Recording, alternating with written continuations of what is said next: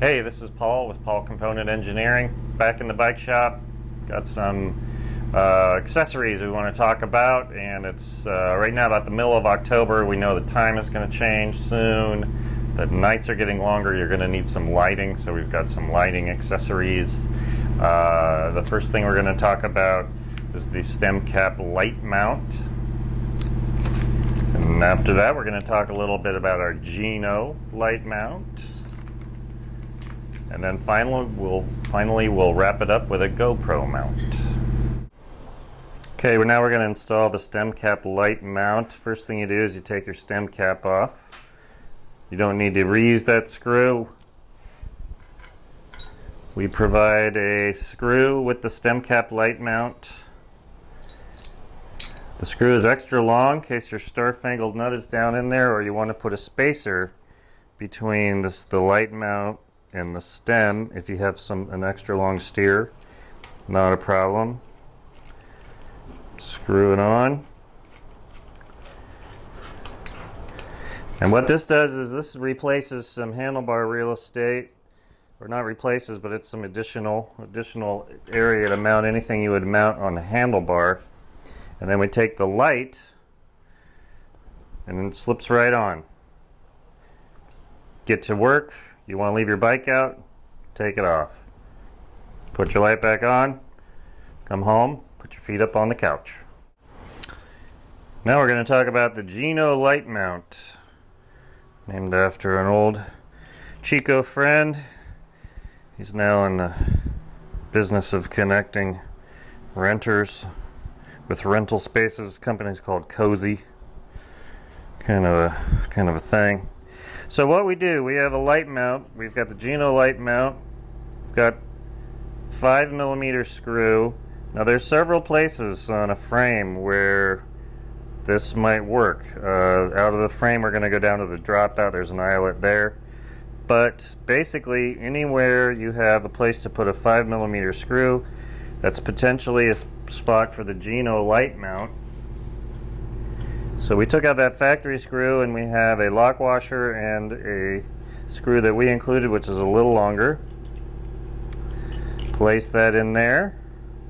Lock washer on the screw. Lock washer goes between the screw and the frame.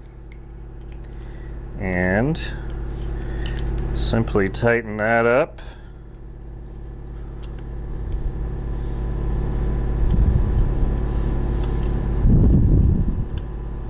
There we go, and there we go.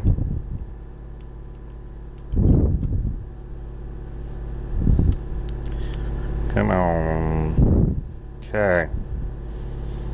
Now, you have another spot to mount a light, if you so desire, or anything else that you might mount on a 1-inch round piece of metal, which replaces part of a handlebar, basically. And that is the Gino light mount.